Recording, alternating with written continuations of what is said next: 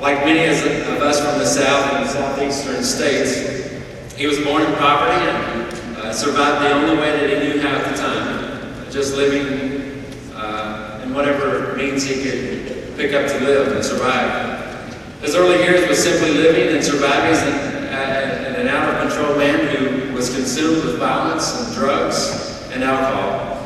He had no hope and never considered a future. But one very cold night, as you can see depicted in the movie, in a shelter in an old, cold porta potty, he called out to God, and mostly God showed his grace towards Steve. And we're pleased to have him with us tonight.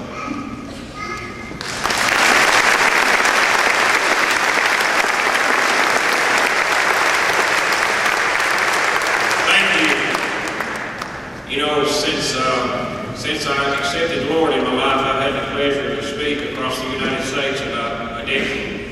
Before I get started, the National Day of Prayer will be at the Civic Center Thursday, May the 5th at 12 noon and at 6 p.m. And if you know anything about prayer, you know that's where things start and that's where things end. We've got to be covered in prayer. But I'm going to start out with telling you a little bit about my life, the way it used to be. And I see these young people here, and you know it's easy when you talk about you don't have to have it written down when it's just your life. It's easy to tell the truth. But I see these young people here, and I know that the enemy's going to try to come against them. But I was in a few minutes I'm going to let them know exactly what they're getting into. But of course, I left home when I was 13 years old. If you've seen the documentary, and I was in the streets, and I got into street fighting, and got into drugs, and then ended up getting into a lot of trouble. But I ain't got time to tell you about all my life, so I'm going to start with eventually I met my wife, which is here with me today. But before I met her, I walked off with my wife and 2 kids with probably an 18-inch snow on because the drug God had called me. And everything that I was, and anything that meant anything to me had to be affiliated with drugs. It had to be affiliated with methamphetamine or Oxycontin or some type of drug. That was my whole identity. That was who I was, and nothing else mattered. So I left them kids in that snow on, and they probably never, I don't even know if they had anything to eat in the house. And began to run, birds of the feather flock together. And I began to guard drug dealers, began to fight the law, and I've got the war scars to prove it, and began to hate the law. And I was really in a situation that I couldn't get out of. I met my wife, and of course, she was into drugs, and it's like Bonnie and Clyde. That was about the perfect couple. And we ended up in and out of jail. My kids would write me letters and saying, "Daddy, when are you going to change? God has given you so many chances. I've been shot in the face, cut, car wrecks," and just fill in the blanks of what drugs do to you.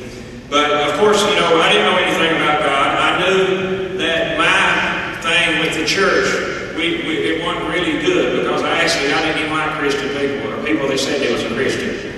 They seemed to be better than I was. They seemed to drive better vehicles than I did, and dress better than I did. And not one time was they trying to get my attention to tell me about Jesus Christ. So we never had much of a relationship there. But I remember the time that this pastor come to this facility and was preaching, and he was talking about how big God was. And my middle name was fighting. That's in places like that. That's about all there is to do. But so they threw me in the hole, but they let me go to church. And this pastor was talking about how big God was, and I said, "I'd like to see God try me if He's so big." Guess what He did? I'm here today. That was probably the greatest word I've ever said.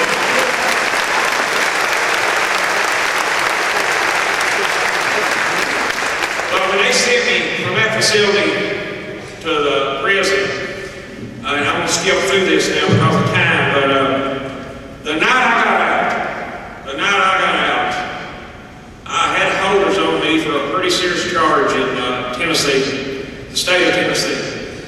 And I was actually showing the guy in the cell my extradition papers where that I would serve out in Kentucky at 7 o'clock, but I would be on my way to Tennessee probably about 1 minute after 7.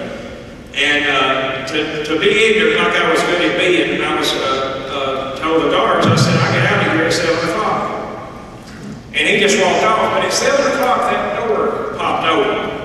And he said, your clothes is hanging down the hall. Well, I knew I was getting right to Tennessee. So I went and put my clothes on, I'd been extra dieted in. And he said, you're free to go. And I thought, you know, well, they're going to kill me. So I went through one door, and I went through another door, and they hollered at me. So I stopped and went back. And then he looked on the computer, and he said, you're free to go. So when I came out the doors, there was a cruiser with his headlights shining toward me. And we never had a real good relationship in the law. But that was the way that I had to be headed. It was January the 13th. It was cold outside, and I had to have shelter. That was the way I knew to get out of that town. But that threw me across the street, and I actually got lost. And I come to this porta potty in this town, lost. And I got in here. And out the manholes, I could see this little boy running up these stairs, and people had big hoodie jackets on, and their breath looked like they're smoking a cigar, and even my breath did. But the only thing I had on was a sweatshirt and a pair of jeans, and a pair of Western boots I'd been extradited to Kentucky in. And I thought, I'm going to die. This is it. With a million things going through my mind, I couldn't think of nothing. I would took the tissue and put it around the vent hose, and I would fold the tissue and put it between me and my head on the door and on the left side. And it was so cold it would numb me through the tissue, and of course you couldn't lay it on the right side. But I stood up and I said, God, if you won't let me die, I'll serve you. And to make a long story short, here I am. Now, and also to say this, my wife is back here with me today, and she's a lifeline minister. She's a minister. She speaks against drugs across the United States. She's a vet tech at Noah's Ark Animal Clinic in Manchester, Kentucky. And she's been drug-free now for several years, probably 7 or 8 years.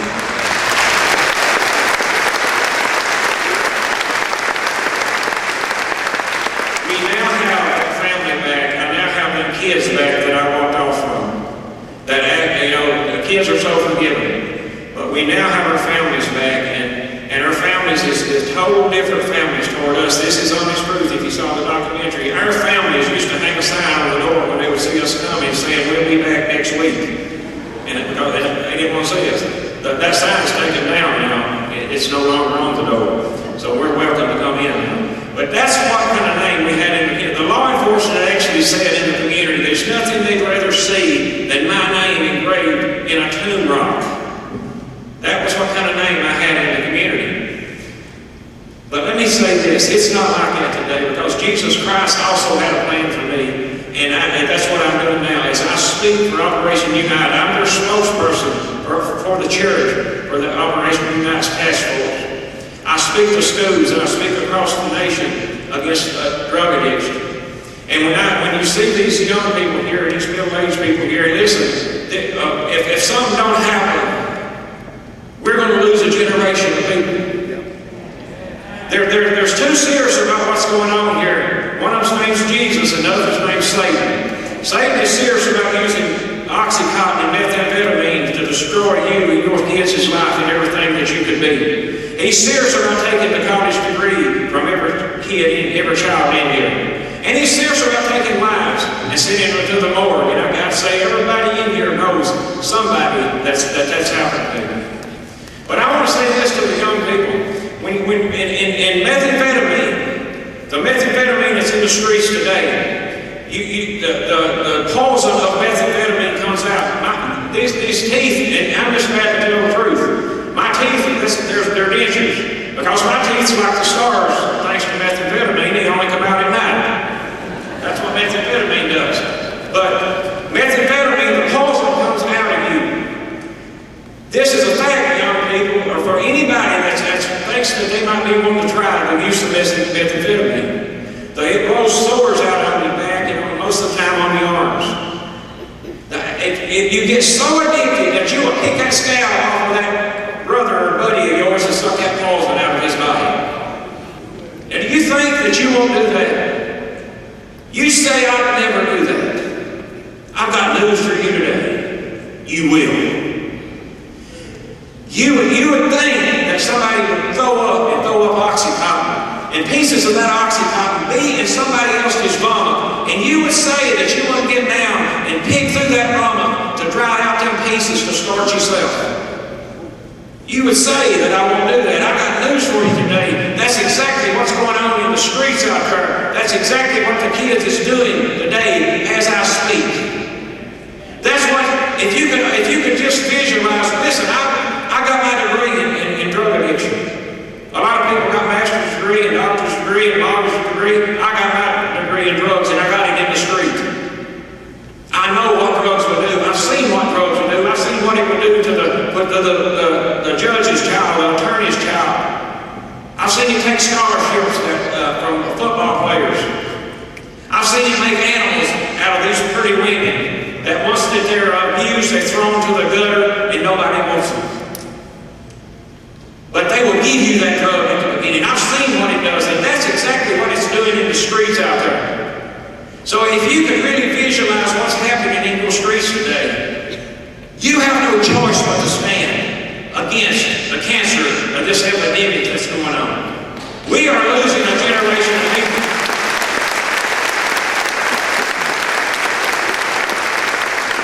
If we won't stand and fight against Oxycontin, how would we stand in the Middle East against machine gun fire? There's something about the size of a little finger that is killing the children, the blood, and shedding the blood in the streets in this community. And you know who it's left up to? They're not going to stop it. A drug dealer's not going to stop it. It's the tool that the enemy's using now. It's the tool that the enemy used to get my head blown almost off. And it's the same tool that he used to send me to prison more than once. And by the way, the Lord took care of the charges in Tennessee. If you've seen the documentary, you can see that part too. But this is real.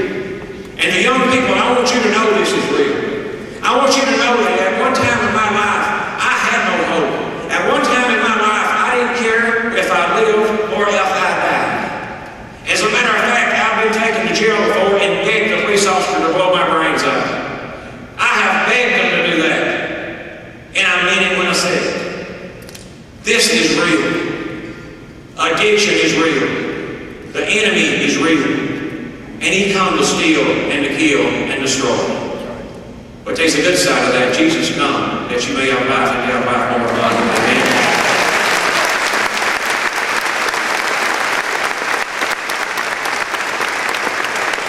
But you know, if I died right now, it would be because of, the average life for a meth user is 8 years.